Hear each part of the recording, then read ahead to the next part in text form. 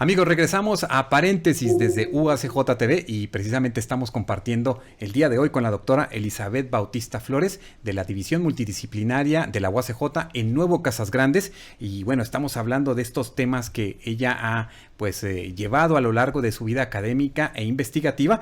Y bueno, sobre cómo se trabaja la investigación, doctora Elizabeth, en relación a cómo rescatar estas memorias, hacia qué procesos de investigación se tiene que echar mano para lograr sistematizar esto que realizaste en esta investigación del café. Bueno, ahí fue una cuestión de empezar a revisar ciertos contenidos, sobre todo esta parte de las narrativas, de qué manera los grupos indígenas se construyen y se refieren a sí mismos.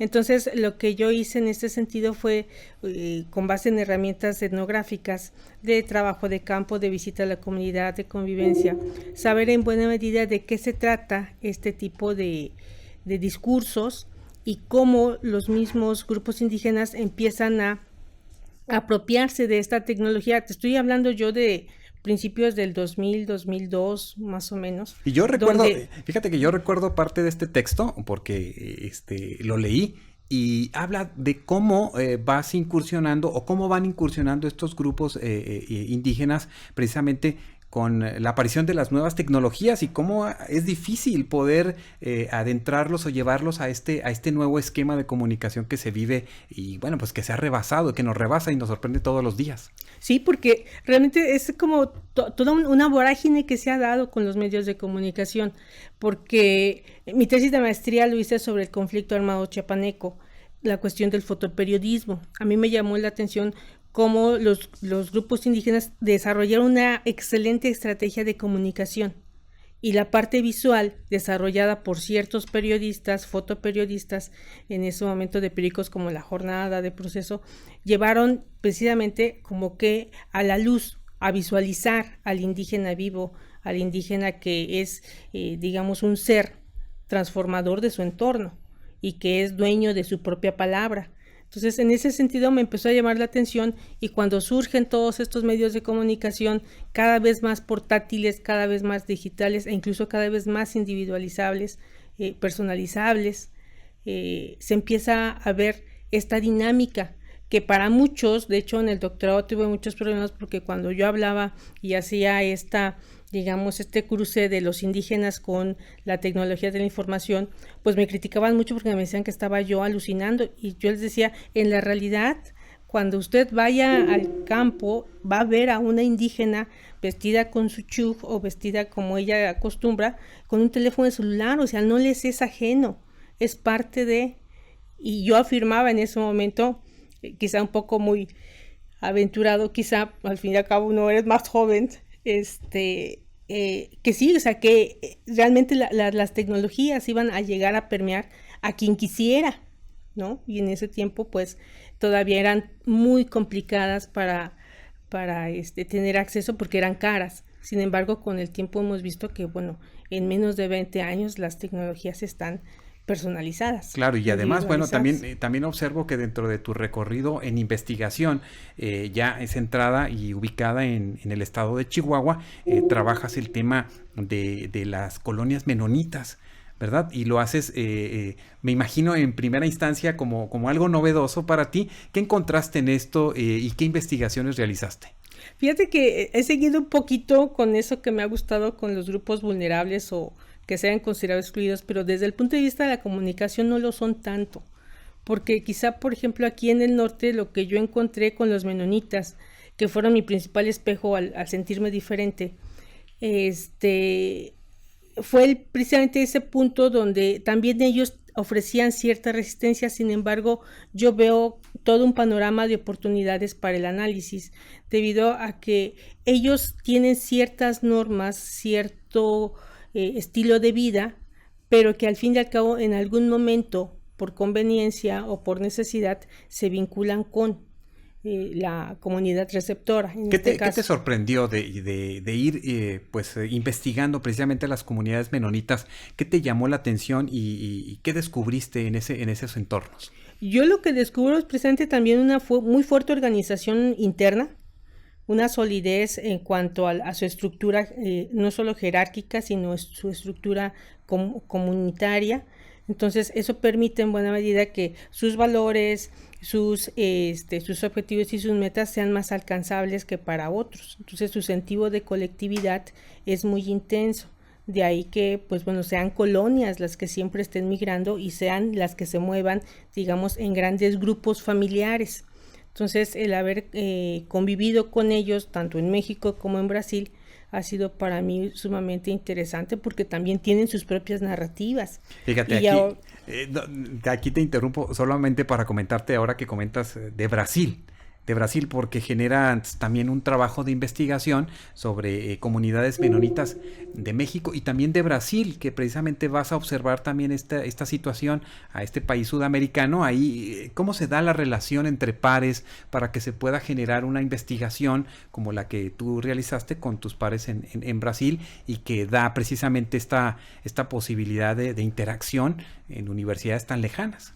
Sí, fíjate que ahí desarrollamos un proyecto con cuerpos académicos y pues en ese momento yo pertenecía al cuerpo académico 67 con el doctor Yera y la maestra Ángeles López.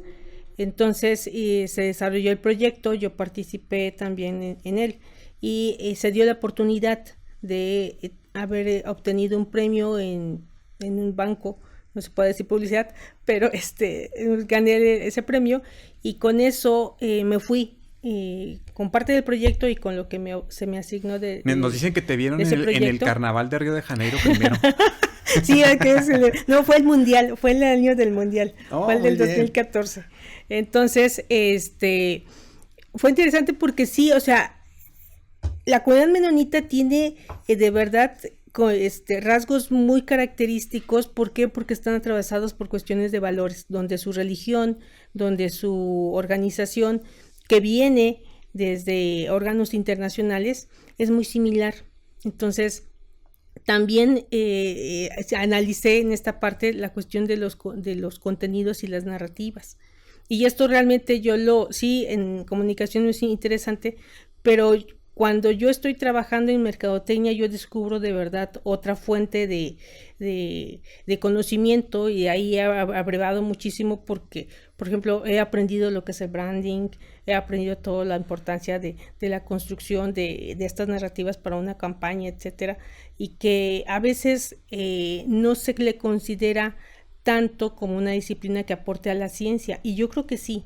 Yo creo que la mercadotecnia está ya en un nivel de maduración que pudiera ser un buen elemento para considerarlo de análisis, ¿no? Y que precisamente quizás en estos grupos, en estas comunidades, el que alguien conozca de estas áreas de mercadotecnias o publicidad puede también ser un detonante para el desarrollo de su mercado, para el desarrollo de sus esquemas de producción. Sí, claro, porque fíjate, hay dos elementos interesantes que yo con la mercadotecnia he descubierto mucho.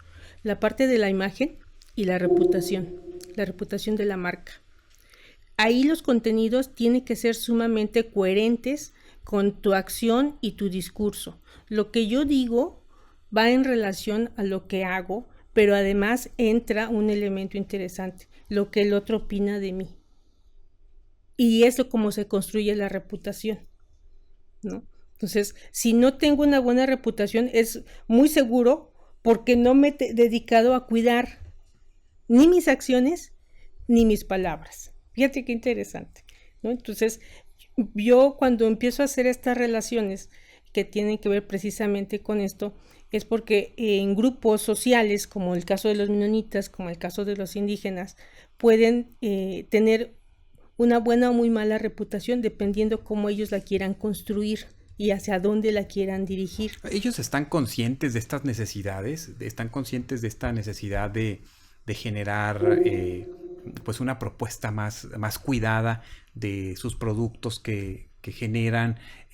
O en el caso, por ejemplo, de los menonitas, pues observamos, viene alguien y nos ofrece un producto menonita y simple y sencillamente quizás ya no cuestionamos y no sabemos que es un buen producto.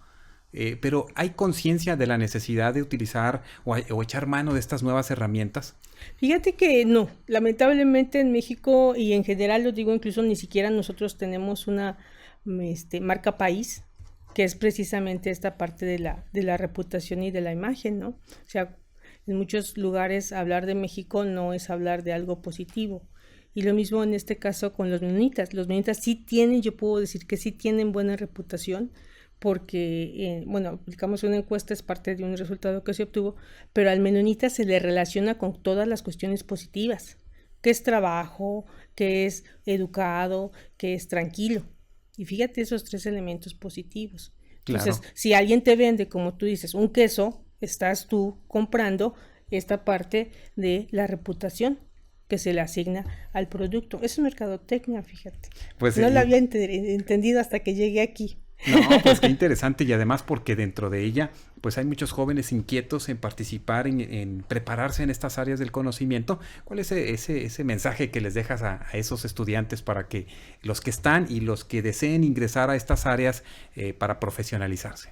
Pues mira, yo creo que ingresar primero a un programa educativo te va a dejar una gran aportación a tu formación, a tu futuro. Y hablando ya que estamos en la mercadotecnia, pues son grandes experiencias, ¿eh?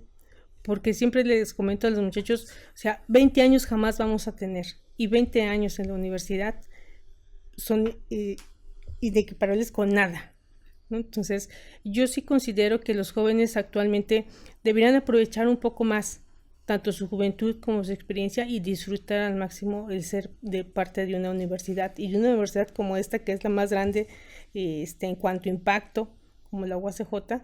Yo creo que no hay mejor elemento que pudiera, digamos, hacerles disfrutable su vida. Tener estas experiencias, por ejemplo, salir a viajes de estudio, convivir, estudiar, trabajar en la biblioteca, participar en actividades extras.